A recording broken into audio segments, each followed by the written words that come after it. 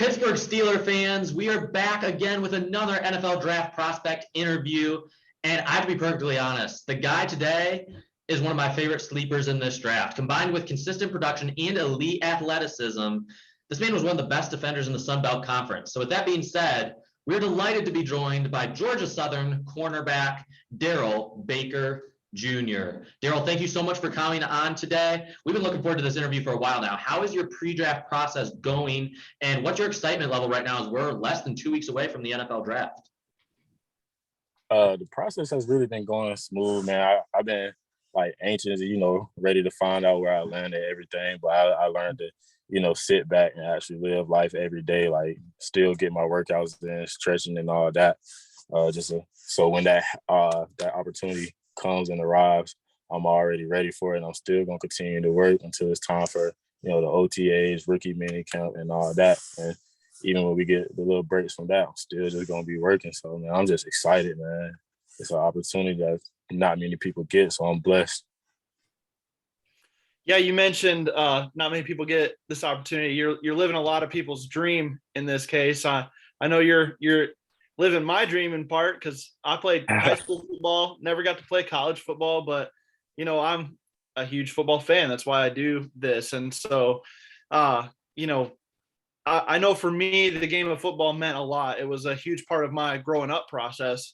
But what is about the game of football for you that makes you want to get up every morning and put in the work that it takes, the work that's necessary to be NFL ready?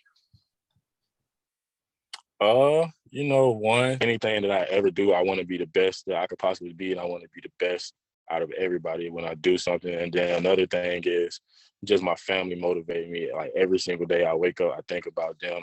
I'm praying every day. Another thing is just I'm scared to fail. I never want to fail at anything in life, so I will bust my tail for anything, no matter what it is, so I can be successful. And it's not just for myself, but I'm a shine for God and my family as well. Awesome. Yeah, absolutely. Now, have you had the opportunity to meet with any Steelers personnel, coaches, scouting department, anything? Have you been able to meet with any Steelers personnel during the pre-draft process?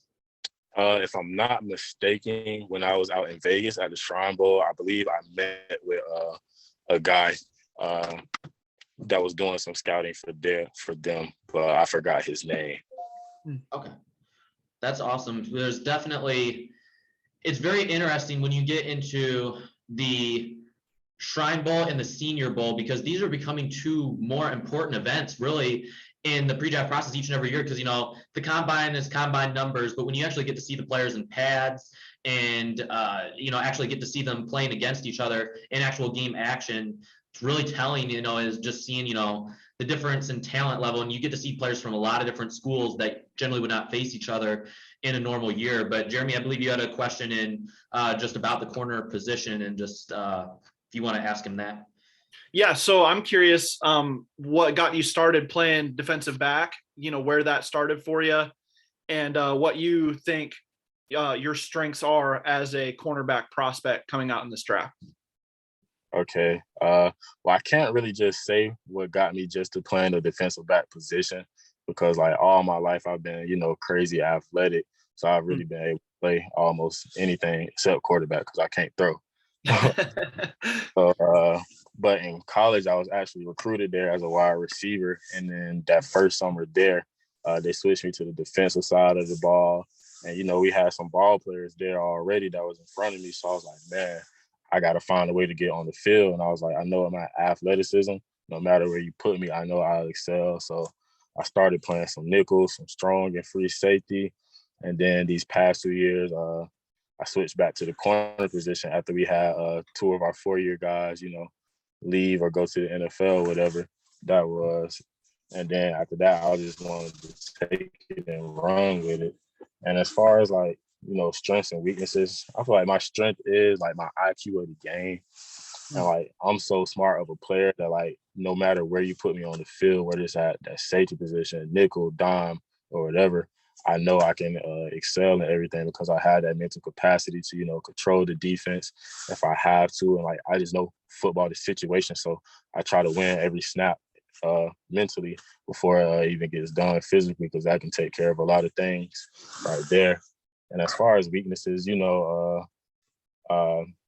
it's just really like the instinctive part, being that I've only played it really 2 years under actual defense. So it's just all about, getting that work in the summertime and right now, and like even during the season, off season, whatever, just continue to get in that work, getting as many reps as I can. So, right now I've been back and forth between Statesboro and Atlanta, working with Oliver Davis, working with some of the pro guys such as Eric Stokes, AJ Terrell, Kendall Vildor. So like just seeing what they know how to do and all that, see how they move, just trying to pick up the little things and all that. And like when I'm in Statesboro, it's crazy because I'm even like running routes as a wide receiver, because if I have those same ball skills as a wide receiver, I can go get those picks and I can be the best I can be. Right. And I know, Darrell, you'd mentioned about your, athleticism. And for those of our listeners that are unaware, just to give some perspective, at Georgia Southern's pro day, he measured in at 6 foot and 7/10 of an inch, 190 pounds, ran a 4.43 in the 40, 4.25 in the short shuttle, a 41.5-inch vertical, a 136-inch broad jump, and a 7.07 in the 3-cone. I mean, these are incredible numbers across the board. What was your approach going into your pro day, knowing that, okay, I play at Georgia Southern, we go under the radar so often, a lot of people don't know who I am. This is my opportunity to show people that I am a legitimate prospect and I have a lot of talent. How did you prepare for this event, knowing that this is something that could truly make your draft stock? I took it just as another opportunity. I didn't really want to make it too big for myself and, give in to any type of pressure at the moments or everything. But the only thing I could do is just do everything that I've been training to do, And like my goal with any and everything is like to be so good or be so great that nobody can tell me no, and I will always be noticed. So that's my approach to everything. So I know no matter what I do, like people going to take notice. You have to. That's that defensive back confidence. The question I was going to follow up with actually goes along with that, because if you talk and listen to coaches, they're always talking about in the defensive backfield, cornerbacks especially, you got to have that mindset, a unique mindset where, hey, I might get beat on this play, but you got to rebound the very next play and make a play. How do you do that in an in-game situation where, maybe a big play goes by you, but you have to come back and bounce back the very next play and make a stop? How do you switch gears from, oh man, I messed up, to, hey, let's go get this the next time? To me, it just takes that short-term memory. Like whether you make a play or miss a play, like you still have to go on to the next play, because there's still some more of the game that has to be played, and that just goes for anybody. And like, say if myself or somebody, gets bombed on for 50 yards, if we go down there and stop them, no matter where the ball in the red zone at the 12 or whatever, if they don't score any points, that's still a win for the defense. But, coming to the sideline, coach is going to coach you up and everything. But at the same time, you got to hold yourself accountable to know what you could have did better. And it's like right after that, it's just all about proving. Like I try to tell myself, treat the game just like practice. I'm not going to do anything different than other than what I've been training to do. Nice. Now, this past season, you only played in 9 games due to some injuries, but while you didn't have any interceptions, you had 8 passes defended, which is a very impressive number for anyone, let alone someone who only played 9 games. What were some of the things that attributed to your success this past season? Like I said, or like anybody will say, my athleticism, and then just my knowledge of the game. I just watched so much film. It's crazy. So like I say more than half of the time I know what the team is about to do with the ball. Like, and even at the corner position, I'm not just seeing my side of the field. So I can direct traffic, tell everybody else what's going on. But it's like, in the game of football, everything has to happen just like that. But when you watch that much film and like prepare the way that I prepare, it's like it's going to come easy and naturally. Yeah, I kind of want to I had another question, but I wanted to kind of follow up on that, because that's interesting to me. You talk about the instincts on the back end and knowing what's happening on both sides of the field, even if it's not the side you're playing. How big of a deal is communication on the back end? I know you've got safeties doing one thing, you've got coverage disguises, you've got corners and you got different packages coming in. Communication's got to be huge. How do you feel about communication on the back end during the play? Oh yeah, that's always the biggest piece before any play and even during any play to me, because your D-line, they can miss a play up front, but we could tackle it for, maybe 7-8 yards. But if you're missing the play in that back end or secondary or whatever, that can go for the distance for a touchdown or whatever. So it's just those little small things, like just keep teams off the field as much as we can. 3 analogy, all that, eliminate those big games and everything. So communication is definitely the most important piece. Yeah, absolutely. You seem to be a sharp guy who loves the game of football. That's a big key to playing on the back end, I'm sure. You talked a little bit earlier about your passion for the game and you want to do it for your family. You want to do it for God. You want to be the best you can be. Tell us about some of the people that you mentioned there that are really your motivation behind the passion that you have for the game. I say Kendall Wilbar, like he's one of my biggest motivators and like biggest blessings at the same time, because he came out before me and everything. So it's like he's somebody that was like right beside me, that's made it to the league, is actually playing in the league and making plays and all. So it's like, man, I want to go ahead and get to that. So it's like, I'm not gonna find any type of excuse for myself not to be next. Why not me?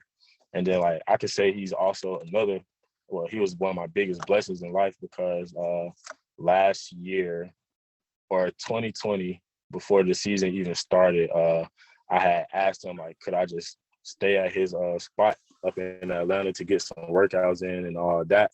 And he let me do that for free. He didn't charge me or anything. Like, I ain't care if I had to sleep on the couch to go get the work in. And it was like just those sacrifices of like, it got me to where I'm at today, because nobody ever knew like I was going from Statesboro to Atlanta, which is like a 3.5 hour drive, like every weekend, just to get in some good work and all that. But it was like, man, you know what? I'm invested in myself. I asked my parents to invest in me. So like anything I ever say I want to do, I'm gonna do exactly that. Now, before I get to my other question, there is a video for those of you listening on YouTube. It's about 2 minutes long that was put out by Georgia Southern Athletics. Just very good, very insightful. Gives a little bit of background on Darrell as a player and as a person. Very interesting video. I watched that today, actually. Very good video.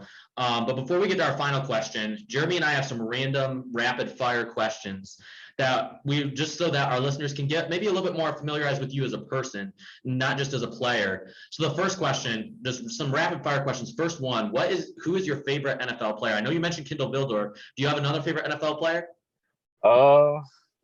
He's not in the NFL no more, but my favorite NFL player was Dez Bryant. And it's because like he's a dominant player. He gonna let you know he dominating you, and like he just gonna continue to do it. Like he's just a dog on the field. And like I see that in myself. Yeah, man. Okay, so what is your favorite sport other than football? Favorite sport other than football? Oh, I say basketball, because that was Rick's first love. So. Yeah, cool. Favorite flavor of ice cream? Cookies and cream. I love it. Oh yeah, let's go. That's what I'm talking about. It combines the best of both worlds, right? You get some chocolate in there, you get some vanilla. Oh man, that's good stuff. Okay, favorite video game. Favorite video game? Ooh, that's tough. Yeah. I say Grand Theft Auto. I don't really like the 2Ks. I'll play Mac, Call of Duties and all that, but I could be on GTA all day. A classic, huh? But yeah, can't go wrong with it. Sure. Favorite meal? Favorite meal? Ooh, steak, mashed potatoes, and green beans, sauteed. It's the best. Yes, sir. Get some butter in there. That's right. Okay. I don't know if you had a favorite NFL team growing up, or if you have one now. What would that be? Well, growing up, my dad's favorite team was the Dallas Cowboys, and just naturally following along, that grew to be my favorite team too. So I say them. Absolutely. Okay, now I'm a proud Michigander. So I'm from Michigan right now. I'm out of state at college, but Proud Michigander. Are carbonated beverages called pop, soda, or Coke? Soda. Soda. Soda. That's Coke is exactly right. Coca-Cola. Coke is Coca-Cola. Pop, I don't know what that is. Yeah, what is that? That's the Okay. sound it makes when you open it. It is. It's like, onomatopoeia. Words would sound like what they mean. It gives that pop. So it just has that, I don't know, just like a fizzled out sound. I don't know. Soda Nah, you Soda's just the way it is. That's the only way to say it. Okay, so last but not least, what is your favorite city or state to visit? Favorite city or state? I'll just go ahead and say Atlanta, just because like anytime I'm riding there, especially like in the night, and I'm seeing like all those buildings and lights, like I just get motivated because me being from a little small town, it's not really much there. Like I want to be around that. Like that's what's going to get me going every day. That's pretty cool. Follow him on Twitter at 12_Darrell. Darrell, thank you so much for coming on. It was a lot of fun. Obviously, I'm hopeful that you wind up with the Steelers. You're one of my favorite late round sleepers, and I'm just excited to see you do great things in the NFL. Jeremy, did you have anything else you want to say before we wrap things up? Well, I just thought it was interesting that you went to Georgia Southern, and that's like only an hour from Hephzibah, where you grew up. Yeah, is that right? Yeah, so that's pretty cool. You got to stay close to home and everything, and still play ball. So I just thought that was interesting. I don't know, it's not really a question, but that's pretty cool that you got to do that. So it wasn't the original. Yeah, man. Oh, okay. Yeah. Hey, God's plan's different sometimes, right? Always, but it's always right for you. All right, that's going to do it all for this time. Again, all right. Thank you so much for coming on. Best wishes on your NFL draft endeavors. I appreciate you guys. Yes, thank you.